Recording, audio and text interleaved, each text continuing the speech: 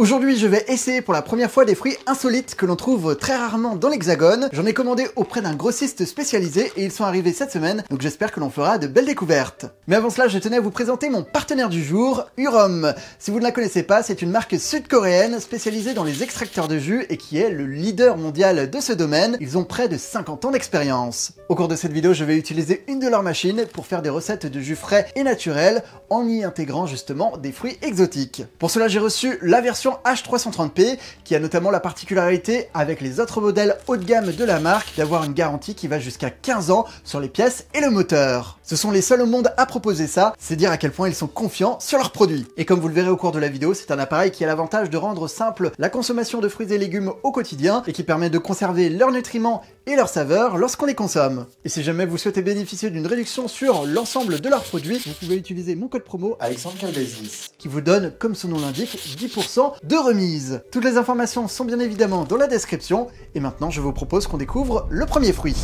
Donc c'est parti, j'en ai pris un au hasard, on va l'ouvrir ensemble. Waouh! Bon déjà, c'est pas mal visuellement. On va commencer par ce magnifique fruit du dragon, autrement appelé une pitaya. Donc pour en profiter, il faut attendre que l'écorce soit molle, et a priori ça semble être le cas, hein. Comme vous le voyez, je peux appuyer et ça bouge. Et il faut la couper dans le sens de la longueur, donc je vais prendre une planche, voilà, mon super couteau, et c'est parti. Waouh, ça jute bien. Ah ouais! Pas mal! Incroyable. Ouais, c'est bien mou à l'intérieur, donc on va pouvoir goûter ça ultra facilement. Je vais séparer les deux parties. On va pouvoir la goûter ensemble. Hop. Bon, déjà, les petites graines sont pas dérangeantes.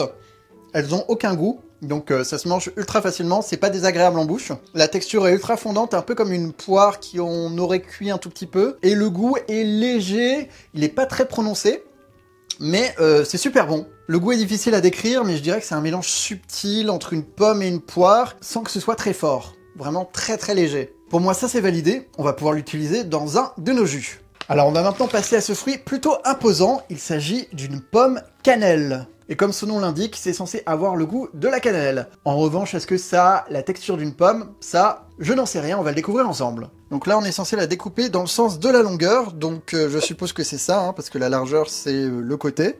Dites-moi si je me trompe dans les commentaires, j'espère pas. Oula, c'est extrêmement dur, je fais de mon mieux, je vais essayer de ne pas me couper les doigts. Oups, je me suis coupé. Waouh, waouh, waouh, waouh, waouh. Ah oui, mais c'est quoi à l'intérieur? On a des espèces de graines que je n'aurais pas pu éviter de toute façon. J'ai l'impression qu'on peut faire des quartiers. Là, il y a des espèces de pépins, de graines qui bloquent le passage. Je vais essayer de les retirer parce que, à mon avis, c'est pas comestible, surtout vu leur taille. Et voici à quoi ressemble la chair du fruit. C'est extrêmement dense. J'espère ne pas être déçu. On va voir ce que ça donne, hein. Oula! Ouh là là! Ça a vraiment le goût de la cannelle. Pour le coup, ils ont pas menti. Et je l'avais déjà dit dans d'autres vidéos, mais c'est pas ma saveur préférée. C'est pas pour moi, mais sinon, effectivement, pour le coup, c'est vraiment hyper insolite. Apparemment, c'est très bon en pâtisserie, et à mon avis, cuit, ça serait mieux. J'ai pas l'impression que ce soit un fruit qu'il faille manger cru. À mon avis, cuit, ça doit être meilleur. La pomme cannelle est-elle meilleure crue ou cuite? La pomme cannelle est généralement meilleure crue. Cela dit, tu peux aussi la cuire si tu veux, par exemple en compote ou en tarte, mais tu risques de perdre un peu de son goût unique et de sa texture. Bon bah, peut-être qu'il n'était pas assez mûr. N'hésitez pas à me dire ce qu'il en est dans les commentaires si jamais vous le consommez régulièrement. Nouveau paquet avec 4 fruits à l'intérieur qui semblent être des mangoustans. Donc ça ressemble à ça. Encore une fois, visuellement, on est sur quelque chose d'assez intéressant. Leur chair est censée être sucrée et délicate, donc on va l'ouvrir ensemble. Donc apparemment, il faut découper ça tout autour de la circonférence, puis l'ouvrir. Ah oui, effectivement, c'est vraiment hyper dur. Ok, on va y arriver. Voici à quoi ça ressemble à l'intérieur. La partie comestible est au centre. Est-ce que je peux la récupérer? Bon, là, pour le coup, c'est vraiment particulier. On va voir ce que ça donne gustativement parlant. C'est parti. Waouh. Il y a un noyau au centre, donc il faut faire attention à ne pas l'avaler, évidemment. Mais le fruit tout autour est incroyable. C'est super bon. Pour l'instant, c'est le meilleur. Alors, c'est pas facile à manger, mais au moins le plaisir dure. Surtout qu'il n'y a pas beaucoup de quantité à l'intérieur. En revanche, je ne pense pas que ce soit adapté pour l'extracteur. Et voilà le noyau qui reste à la fin. Le mangoustan c'est plus que validé, la saveur est vraiment incroyable. Allez, je me refais un petit bout pour la route. Donc c'est parti pour notre premier jus de fruits, dans lequel je vais mettre un fruit du dragon. Donc là pour le coup, je ne le mets pas en entier puisque la peau est vraiment épaisse. Voilà, comme vous le voyez, ça s'enlève plutôt facilement. Bon, là pour le coup, la chair est hyper tendre, il n'y a qu'à racler. La machine intègre ce qu'ils appellent un méga hopper qui permet d'y mettre des fruits entiers. Donc là en l'occurrence, je vais y mettre des poires. Je vais également y ajouter du jus de citron. Et pour finir, un kiwi. Hop, donc je fais bien le tour. Maintenant l'autre moitié. Il y a plein de jus, c'est parfait. Donc tous nos ingrédients sont à l'intérieur. Je vais pouvoir refermer. Je vais pouvoir replacer le poussoir. Et il ne reste plus qu'à mettre en route la machine. Alors ce qui est satisfaisant, c'est qu'on voit tout le processus se faire en direct. Avec d'un côté le liquide qui vient se stocker en bas. Et de l'autre, la chair que l'on ne veut pas dans notre jus qui descend dans le bac que j'ai placé sur la partie droite. Et là, il reste déjà quasiment rien. Je n'ai quasiment pas eu à appuyer, ça a été super simple. Et voilà, a priori nous sommes bons, regardez-moi la quantité de jus qu'il y a à l'intérieur, ça a pris moins d'1 minute. Et il n'y a pas 50 000 boutons, c'est hyper simple à utiliser. Et c'est parti, il ne reste plus qu'à ouvrir le réservoir. Waouh, regardez-moi ça. Bon, je pense que les images parlent d'elles-mêmes, mais là, pour le coup, en termes de simplicité et d'efficacité, ça surpasse tout ce que j'avais déjà testé par le passé. Alors, c'est parti, on va verser ça dans un verre. Regardez-moi ça, c'est magnifique. Alors, c'est parti, je vais goûter ce jus avant de tester d'autres fruits. Bon, les fruits que j'ai utilisés n'étaient pas fibreux, mais là, pour le coup, on est vraiment sur du 100% pur jus. Il n'y a quasiment aucune aspérité. Et au niveau du goût, c'est très réussi, c'est excellent. Le fruit du dragon apporte de la fraîcheur. Le citron, évidemment, une petite touche d'acidité qui se mélange bien avec le kiwi. Et au final, la poire est complètement masquée, mais elle apporte, je sais pas, de la consistance et du jus. Si vous avez l'occasion de le reproduire, n'hésitez surtout pas. Le combo est parfait, je m'attendais pas à ça. Alors là, on va passer au fruit du serpent, et je dois dire qu'il porte très bien son nom. Regardez, on dirait qu'il a des écailles, et la forme est vraiment ultra originale. Je suis curieux de voir le goût que ça a. Donc là, a priori, il faut éplucher sa peau, sauf que je n'ai aucune idée de par où commencer. On dirait vraiment une peau de serpent, quoi. C'est incroyable. Je vais essayer de faire une petite entaille, voilà. Est-ce que je vais réussir à tout enlever? Ok. Après, ça s'enlève plutôt facilement, parfait. Ah ouais! Bon, ça va être plutôt simple à déguster. Mais regardez, c'est vraiment des écailles, en fait. Au final, ça s'enlève plutôt facilement. Et au centre, a priori, il y a un noyau qui ne se mange pas. Donc voici à quoi ressemble la chair une fois qu'on a enlevé la peau. Alors c'est parti, je vais essayer de prendre un morceau. Waouh! D'accord, j'adore. Donc j'ai pris un quartier et c'est parti, on va goûter ça.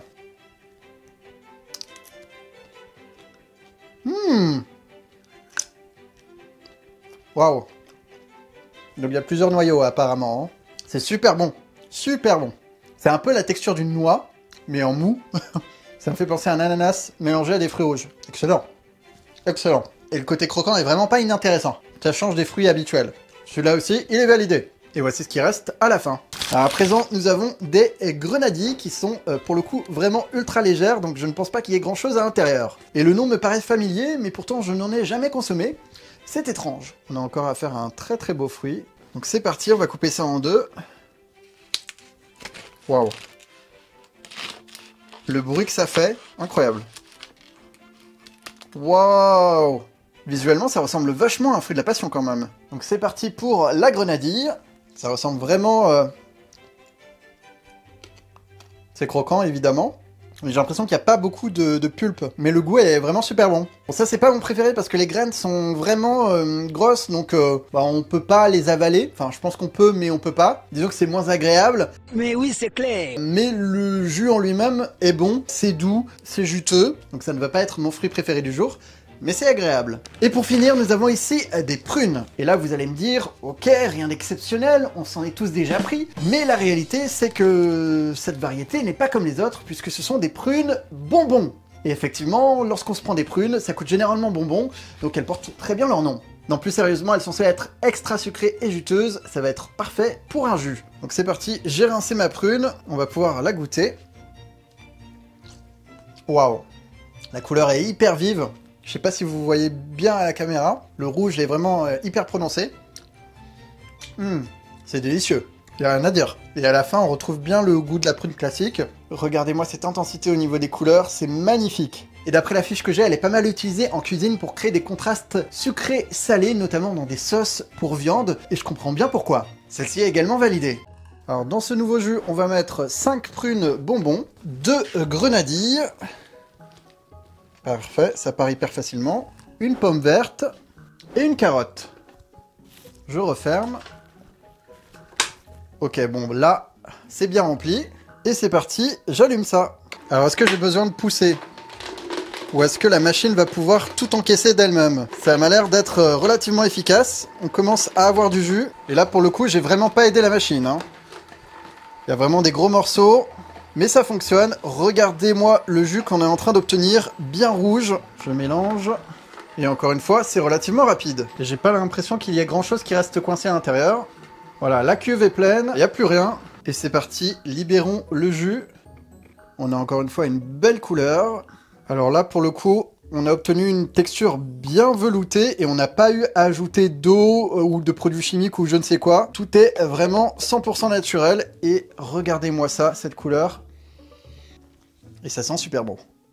J'ai vraiment l'impression de boire un smoothie aux fruits rouges alors que il n'y a pas de fraises, il n'y a pas de framboises, il n'y en a pas quoi, tout simplement. La combinaison prune bonbon et grenadille, c'est excellent. Honnêtement, je le mets au même niveau que le premier jus. On verra si le troisième les surpasse ou pas. Ça va aussi dépendre des fruits qu'on aura. Et ce qui est bien, c'est que c'est super simple à nettoyer. Y compris la sortie des déchets solides qui s'ouvre comme ceci et qui est facile d'accès. Il y a même une double brosse qui est fournie avec et qui permet d'accéder à tout le recoin. Et pour ce qui est des déchets solides, rien de plus simple, il suffit de vider le bac. Alors, qu'avons-nous ensuite? Ok. Donc ça ressemble à une sorte de tomate, mais évidemment, ça n'en est pas une. Donc a priori, c'est un fruit qui s'appelle le tamarillo. Il a un goût unique et acidulé qui est idéal pour les plats innovants. Je ne sais pas trop ce que ça veut dire, mais on va le découvrir ensemble. Donc a priori, c'est suffisamment mûr pour être consommé. Et c'est parti, je vais découper ça. Je n'ai aucune idée de ce à quoi ça ressemble. En tout cas, j'ai l'impression que ça a la texture d'une tomate. Waouh! L'intérieur est incroyable. On dirait un mix entre une pêche et une tomate, et l'odeur est vraiment incroyable. Dommage que vous ne puissiez pas la sentir à travers la caméra. Si c'était moi qui avais découvert ce fruit, je l'aurais probablement appelé une tomate sanguine. Donc c'est parti, goûtons ça en espérant ne pas en mettre partout. Ah. Oh. Ouh, j'aime pas du tout.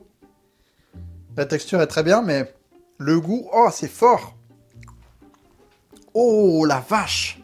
La peau est difficile à mâcher. Alors c'est pas que c'est mauvais, c'est juste que c'est extrêmement puissant en termes de saveur. Je pense que ça doit être consommé à petite dose, mélangé à quelque chose d'autre, parce que là, comme ça, le fruit entier, trop amer pour moi en fait. Ça manque de sucré, c'est pas doux du tout. Hein. Voilà, ça arrache, si je puis dire. Très joli, mais je ne le mettrai pas dans mon jus. On a ensuite deux variétés bien différentes de fruits de la passion.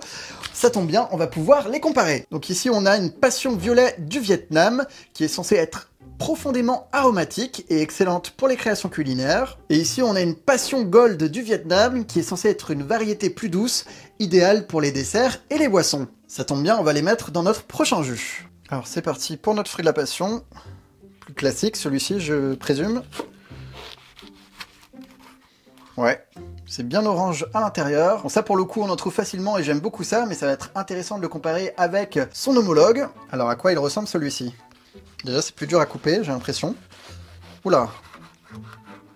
Ah non, visuellement c'est exactement la même chose à l'intérieur. C'est vraiment l'extérieur qui diffère. Donc c'est parti pour le premier fruit de la passion, qui celui-ci est classique, donc je vais pas en prendre beaucoup, hein, parce que je sais le goût que ça a. Effectivement c'est très fort, c'est très acidulé, mais c'est pour ça qu'on l'aime, hein. Donc ça, pas de souci.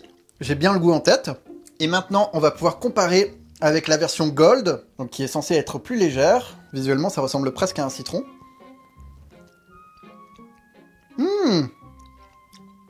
Ah ouais, ça pique pas. Ah, c'est hyper doux. Je crois que je préfère cette version. Il n'y a pas ce pic qui fait que c'est un peu trop acidulé. Là, pour le coup, c'est doux. C'est fou. À consommer au quotidien, je préférerais largement ça. Ah ouais, c'est parfait. Pour ce qui est de la texture, etc., c'est exactement la même chose. Très belle découverte cette variété, on va définitivement l'utiliser. Allez, c'est parti pour le dernier jus. On va y mettre un demi-ananas, le fameux fruit de la passion qui est vert, une pomme, hop, une orange, et pour le fun, on va quand même mettre un peu de tamarillo. Bon, je vais pas en mettre trop parce que je veux pas ruiner non plus tout le jus, vu que j'aimais pas ça de base. Je referme, et c'est parti. Parce qu'effectivement, là je pense que je vais avoir besoin un peu du poussoir, puisque le morceau d'ananas est vraiment immense. Ouais, ça commence à descendre, on commence à avoir du jus, et la machine va faire le reste. Vous remarquerez d'ailleurs qu'elle est relativement silencieuse. Et voilà, c'est déjà prêt, on va pouvoir récupérer notre jus. Et il ne reste plus qu'à goûter. Bon, cette fois-ci, on a un peu moins de quantité. Encore une fois, une belle texture. On dirait un jus de citrouille ou de carotte, mais pourtant, il n'y en a pas dans celui-ci. Honnêtement, à l'odeur, c'est le plus parfumé des trois. J'espère que je ne vais pas être déçu au niveau du goût. La Mario ne prend pas le dessus, c'est une bonne nouvelle. Je dirais que effectivement c'est l'ananas qui est ultra présent. Donc c'est plutôt bon, mais ce sera pas mon préféré. Alors là pour le coup je sens moins le côté exotique comparé aux deux autres jus qui ont été faits précédemment. Je ne sais pas si j'aurais dû un peu mieux doser les différents fruits, mais en tout cas ça reste bon, même si c'est plus classique. En tout cas, j'espère que vous avez fait de belles découvertes en ma compagnie. N'oubliez pas de consommer au moins 5 fruits et légumes par jour. Et si vous souhaitez vous faciliter la vie, vous pouvez prendre un des extracteurs de jus de la marque Urom. Vous avez même jusqu'à 10% de réduction sur l'ensemble de leur catalogue avec le code AlexandreCalves10. Sans compter les 15 ans de garantie sur les modèles les plus haut de gamme, comme celui que je vous ai présenté aujourd'hui. Voilà, quant à moi, je vous dis à très bientôt pour de nouvelles aventures. Au revoir!